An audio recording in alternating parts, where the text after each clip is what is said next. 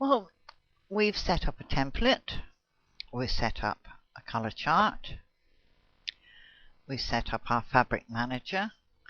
I've deleted the extra bunny fabric, and now we're going to jump straight into looking at an image. But we have to prepare our hoop first. So we go into work environment, which is in setup, which is in your top toolbar. Work environment. And you've got two tabs, display and autosave. So we're going to deal with autosave first. Autosave interferes with what you are doing. It can actually make your program hang while it's saving. And if you're clicking away quite happily and then you suddenly realize, well, there's no nodes gone down, it's because autosave is cut in. It's also not a good idea to autosave, especially if you've got it to save every 10 minutes.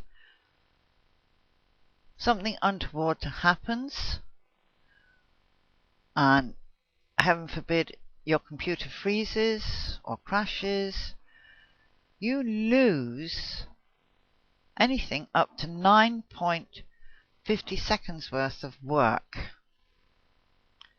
because you've relied on autosave. Get into the habit right from the beginning of saving your own work, and do it frequently. Okay, this top panel is for grid, and I like mine set at 2 millimeters. The default is 10 millimeters.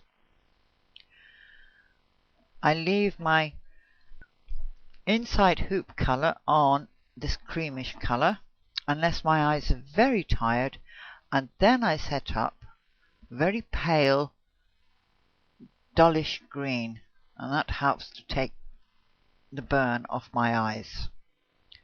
My hoop is already selected in my hoop filter, so and we do not use automatic centering. That is a real pain in the butt. So we tell that OK, and straight away you can see this has become really busy. But I don't digitize at this magnification, which is 71%. This is 100%. I don't even digitize at that resolution. I go up to about 300 or 400. Because my eyesight's not as good as it could be, and I just like big. Okay, now we're going to image, insert image. Now, one thing I discovered, and anybody who's bought the clip art that I'm using, you might find the same. All the backgrounds are green. I didn't intend for that to happen. Come on. Can you see?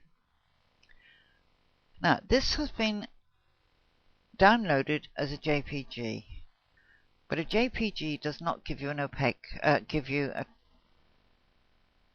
an invisible background.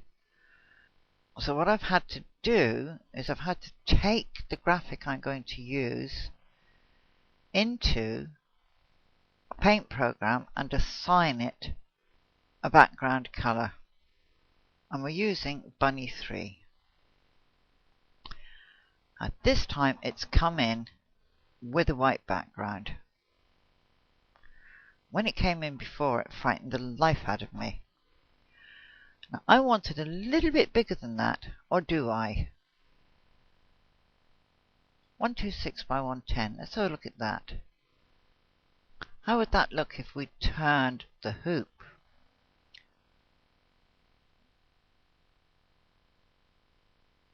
Now that would fit very nicely in that hoop at that size.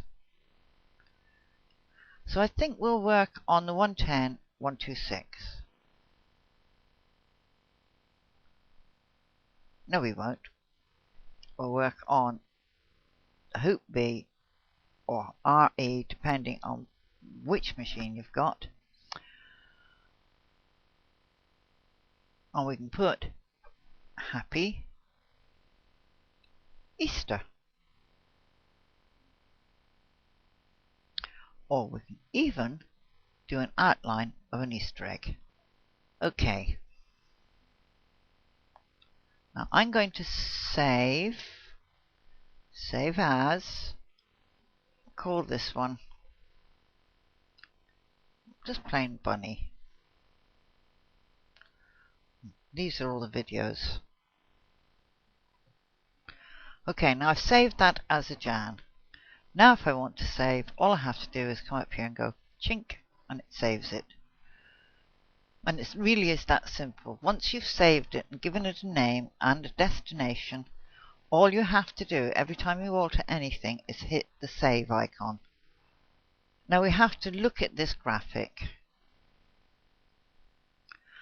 What you never do is you never dive into a design without looking at the design carefully first,